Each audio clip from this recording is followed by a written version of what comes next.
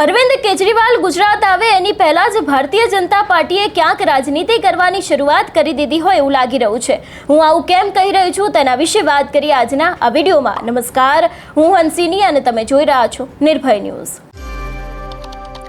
સુરતમાં આજે કોળી સમાજના ઘણા બધા મોટી સંખ્યામાં લોકો આમ આદમી પાર્ટીમાં જોડાવાના છે।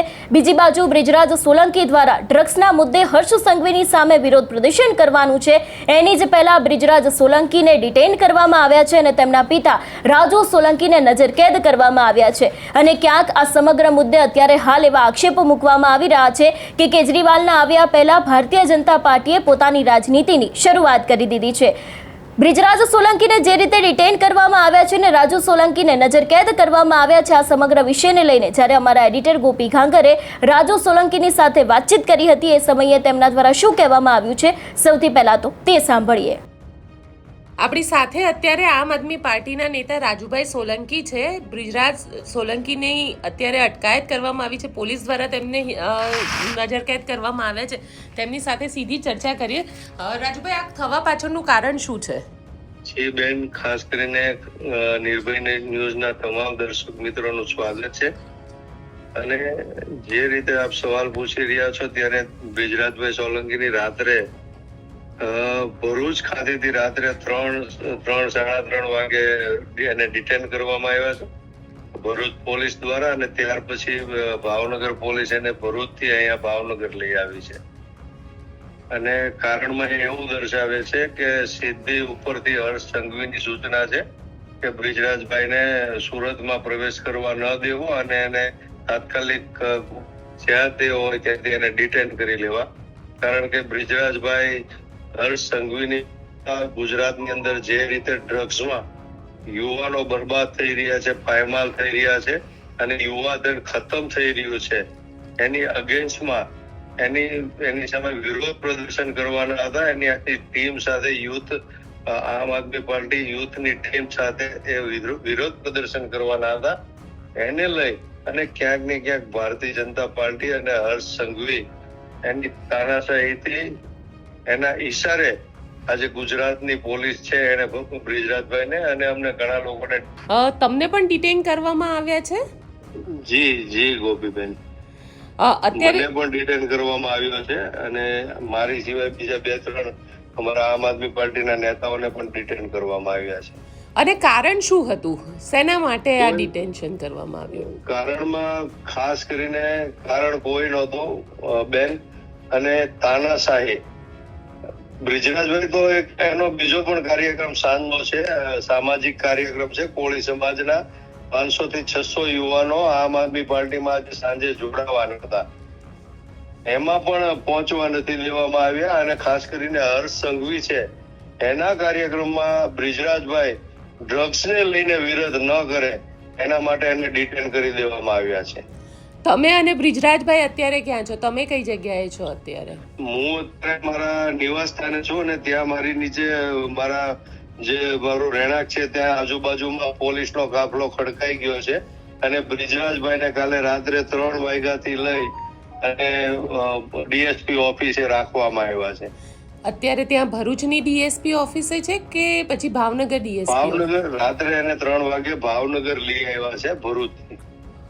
અને રાજુભાઈ, હવે શું લાગી રહ્યું છે? કારણ કે જે રીતે, કેમ કે સ્થાનિક સ્વરાજની ચૂંટણી નજીક આવી રહી છે, એ રીતે તો કદાચ આ બધું ધીરે ધીરે વધતું જ હશે બેન। ખાસ કરીને જે રીતે ચૂંટણીઓ નજીક આવી રહી છે, બ્રિજરાજભાઈ આમ આદમી પાર્ટીના પ્રદેશના યુવા અધ્યક્ષ છે, હું નેશનલ જોઈન્ટ સેક્રેટરી છું અને હું આમ આદમી પાર્ટી કોર કમિટીમાં પણ છું।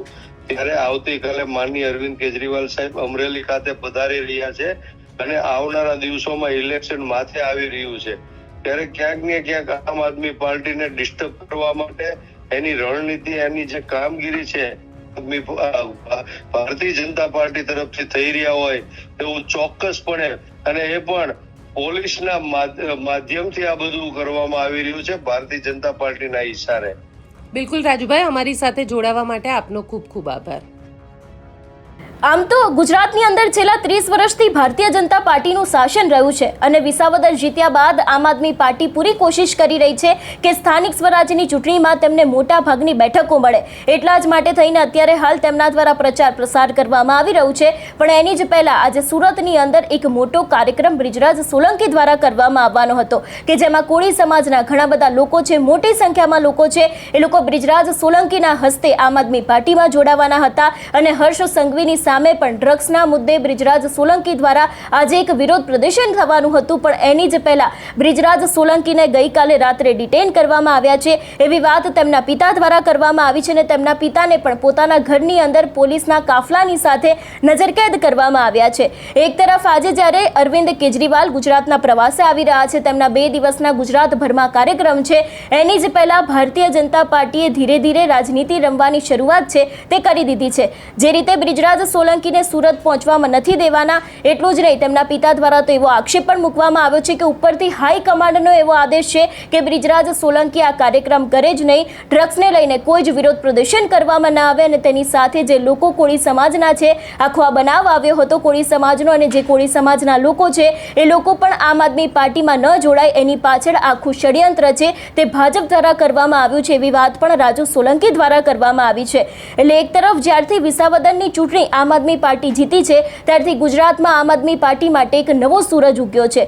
સ્થાનિક સ્વરાજ્યની ચૂંટણી હોય કે પછી આવનારી વિધાનસભાની ચૂંટણી હોય, અત્યારથી જ ક્યાંક ને ક્યાંક અરવિંદ કેજરીવાલના ગુજરાતના આટાફેરા વધી રહ્યા છે. આની પહેલા પણ તેઓ આવ્યા હતા, ઘણી બધી જગ્યાએ તેમના દ્વારા સંબોધન કરવામાં આવ્યું હતું. કોળી સમાજને લઈને પણ અરવિંદ કેજરીવાલ દ્વારા અત્યાર સુધી ઘણી બધી વાત કહેવામાં આવી છે ને એવામાં હવે જ્યારે ટૂંક જ સમયની અંદર અરવિંદ કેજરીવાલ ફરી એક વખત ગુજરાતના પ્રવાસે આવી રહ્યા છે. આજે એરપોર્ટ ખાતે તેમનું આગમન થવાનું છે ને એની જ પહેલા અત્યારે હાલ બ્રિજરાજ સોલંકી છે એમને ડિટેન કરવામાં આવે છે ને સામે તેમના જે પિતા છે જે ભાવનગર અત્યારે હાલ પોતાના નિવાસ સ્થાને છે ત્યાં પણ એમને પોલીસના કાફલાની સાથે નજરકેદ કરવામાં આવ્યા છે એવી વાત તેમના દ્વારા કરવામાં આવી છે.